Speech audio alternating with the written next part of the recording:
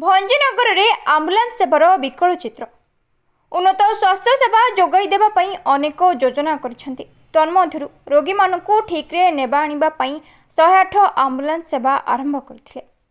एही सेवा को विभिन्न समय भिन्न भिन्न प्रकार ठिका संस्था को दायित्व देथिले, किंतु वर्तमान एही ठिका संस्था मानक मनमुखी कार्य जोगु 108 आम्बुलांस रे कार्य करुथिबा कर्मचारी माने हैरान होउछंती। वर्तमान 108 आम्बुलांस 70 जन कर्मचारी को छटई करछंती। तेणु यह विरोध करी आज भंजनगर 108 आम्बुलांस कर्मचारी माने कार्य बंद आंदोलन करछंती।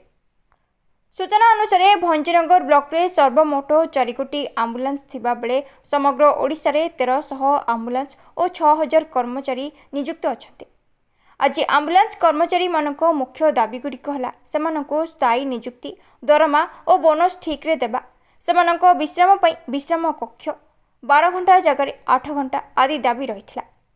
सूचना योग्य जे भंजनगर मेडिकल रे थिबा 108 आम्बुलांस रे कोनोसी प्रकार आनुषंगिक व्यवस्था नाही। एपरिकी गाड़ी मानकरे एसी नाही कि फैन नाही, आहुरी मध्य गाड़ी मानकरे फिटनेस नाही। को गाड़ीर टायर भल नाही तो कहार गेट भल नाही। भंगा ददरा गाड़ी मानकरे रोगी सेवा दिया जाउछे। आम्बुलांस कर्मचारी मानकर अभियोगर फर्द लंबा, एपरिकी कर्मचारी मानकु 8 घंटा जगह मन इच्छा काम लगाउछंती। आम्बुलांस कर्मचारी माने ब्रह्मपुर को रोगी नेला परे पुणी सेठरू कटक किंबा भुवनेश्वर को आसी अन्य रोगी को नेबाकू बाध्य करुछंती। एहीपरी भावे बिना विश्राम रे काम करिबारु अनेक समय आम्बुलांस दुर्घटना घटुछे। आम्बुलांस रे आजर एही धर्मघट द्वारा स्वास्थ्य व्यवस्था भुशुड़िबा आशंका देखा दैछे।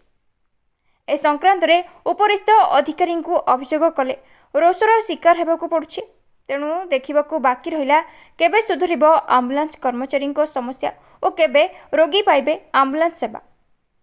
भंजनगररू पुरुषोत्तम महापात्रଙ୍କ सह रिपोर्ट न्यूज टुडे ओडिया।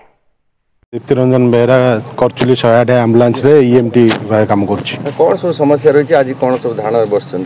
समस्या बोले बहुत किसी समस्या अछि। गाड़ी रो एकरे मेंटेनेंस नाही, पिलानगर ठीक टाइम रे सैलरी भी आसुनी, आउ एई गाड़ी मेंटेनेंस पिलानगर असुविधा जणेलारु हमर 70 जन भाई को से माने आज जॉइनिंग दउ नांदी। तापरे बे प्रति मास रे सैलरी देला बेलू बहुत लेट। आ कोन सब समस्या रही? समस्या बोले आग खाइबा को टाइम दउथिले, एबे खाइबा को मते टाइम नै। लगातार कंटिन्यू केस दउचंदी। वाशिंग गाड़ी रो भी प्रॉपर वाशिंग होनी। जोटे पेशेंट नेला परे जेति गोटे गाड़ी टा नॉर्मल सैनिटाइज होबा कथा ना, सेति भी करिया को टाइम दउ नांती। टायर कंडीशन तापरे गाड़ी रो एसी काम करूनी, बहुत गाड़ी रो फैन भी काम करूनी। ए बडा असुविधा रे से केवल बिजनेस दरकार। अच्छा, ए विषय आपन जो उपरिस्थ कर्मचारी पचाले कोन समान कहउछन? आम सर्विस हमर ऊपर सीएल माने रहउछन। सीएल सानु गने से मो हाथ रे किछि नै। उपरिस्थ अधिकारी जा करिए बोले आमे हमर भलो मंद कथा आमे सीएल को जणेबू। जदि सीए कहबे मो हाथ रे किछि नै बोले आमे का को जणेबू?